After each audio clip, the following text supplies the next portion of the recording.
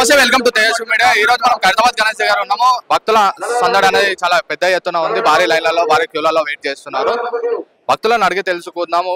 11 రోజులు అనేది భక్తి శ్రద్ధలతో పూజ చేస్తారు. నిమజ్జనంకి వచ్చేసరికి మద్యం సేవించి తిన్మా డాన్సులు వేయడం కానీ డీజే పాటలు పెట్టుకుని ఐటమ్ సాంగ్స్ పెట్టుకొని ఆడడం జరుగుతుంది. భక్తులను అడిగి తెలుసుకుందాం వాళ్ళు ఎలా స్పందిస్తారు అన్నది. ఇప్పుడు 11 రోజులు అనేది గణపతి పూజలు చేస్తారు, అంతా భక్తి శ్రద్ధలతో పూజ చేస్తారు కదా. 11 రోజులు వచ్చే వరకు మద్యం సేవించి డీజే పాటలు పెట్టుకుని ఐటమ్ సాంగ్లతో ఆడుతూ దాని అలా చేయకూడదు. యాక్చువల్లీ మేము కూడా రీసెంట్ గా చేసినా కానీ అలా ఏం చేయలేదు. ఏదైనా సరే ఎంజాయ్మెంట్ గా తీసుకుని వెళ్ళి నిమజ్జనం చేసి తర్వాత ఏమైనా చేసుకోవాలి. తప్పు, అది తప్పు. 11 days 9 days ఇంత కష్టపడి మళ్ళీ తాగేసి పొడగొట్టుకునేందుకు. మేము మా అపార్ట్మెంట్ లో పెట్టినాము, ఈ 5 days చేసేసాము. ఈ 5 days ఒక నాన్ వెజ్ కూడా తినలేదు, ఒక ఆల్కహాల్ కూడా ఎవరు సేవించాలి. అందరం అలా ఉంటే బెటర్, మనకు కూడా చాలా మంచిది. 11 రోజులు అనేది గణపతిని పెడతారు. ఇప్పుడు నిమజ్జనంకి వచ్చేసరికి మద్యం సేవించి ఐటమ్ సాంగ్లు పెట్టుకొని డాన్స్ ఆడతారు. అదైతే కరెక్ట్ కాదని నా ఉద్దేశం. ఎందుకంటే ఇలా పద్ధతిగా తీసుకొస్తామో అలా పద్ధతిగా తీసుకెళ్లడం అనేది నా ఒక అంశం. వినాయకుడిని మనం ఒక 9 రోజులు నిష్టగా పూజ చేసినప్పుడు నిష్టగా తీసుకొని వెళ్ళాలి.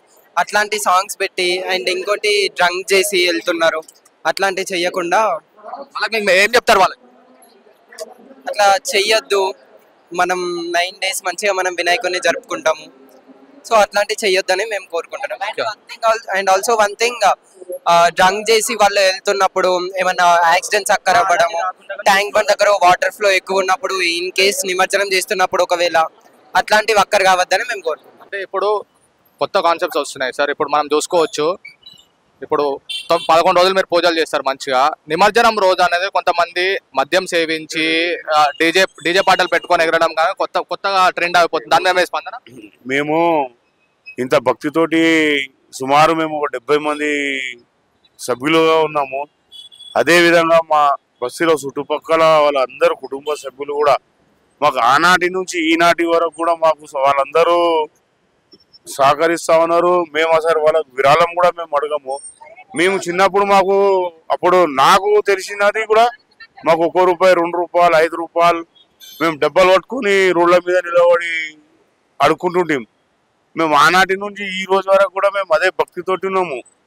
మేము ఈ డీజే కార్యక్రమాలు కానీ అట్లా మద్యం సేవించడము మా దగ్గర అట్లాంటివి లేదు. కాబట్టి మేము ఈ రోజు వరకు ఈ స్థాయి వరకు మేము వచ్చినాము. నేను ఇంకో గొప్ప విషయం చెప్పాలంటే, ఈ భగవంతుని ఆశీస్సులు మా సభ్యుల మీద ఉన్నది. అందువల్ల మా సభ్యులందరూ కూడా ప్రతి ఒక్కరు కూడా ఉద్యోగంలో వ్యాపారంలో ఉన్నారు. ఎవ్వరు కూడా ఒక్క మెంబర్ కూడా చెడిపోలే. మేము ఈ రోజు కూడా మేము ఉదయం అదే మేము గుర్తు చేసుకున్నాము. ప్రతి ఒక్కరు మా దగ్గర ఇప్పుడు 10-15 మంది సాఫ్ట్వేర్ ఇంజనీర్లే ఉన్నారు మా దగ్గర. వాళ్ళు కూడా చిన్నప్పటి నుంచి ఇట్లనే సేవ చేసుకుంటూ మా దగ్గర మద్యం అనేది అటువంటిది లేదు. మేము నిమజ్జనం కూడా ఉదయం 11 గంటలకే తీస్తున్నాము. ప్రభుత్వం ఏదైతే నిబంధనలను పాటించమని సూచనలు ఇచ్చినారో అదే ప్రకారంగా మేము పాటించడం జరుగుతుంది. అంటే ఇప్పుడు అట్లా డీజే పెట్టి మద్యం సేవించిన వాళ్ళకి మీరు ఏ మెసేజ్ ఇద్దామనుకుంటున్నారు? మాదే ఇక్కడ ఒక ఎగ్జాంపుల్గా మేము అందరికీ చూపెడుతున్నాం ఈ సంవత్సరం. అందుకు మేము యాక్చువల్గా ప్రతిసారి మేము నైట్ ఎంతో వైభవంగా తీసేటోళ్ళం.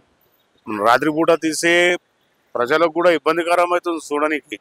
అందుగురించే మేము ఉదయాన్నే తీస్తున్నాము. పబ్లిక్ కూడా ఎటువంటి అసౌకర్యం కలగకుండా మా యొక్క ఊరేగింపు కార్యక్రమం ఇక్కడ ఉన్న ప్రజలందరికీ కూడా ఒక ఇన్స్పిరేషన్గా ఉంటుంది అని చెప్తున్నాను.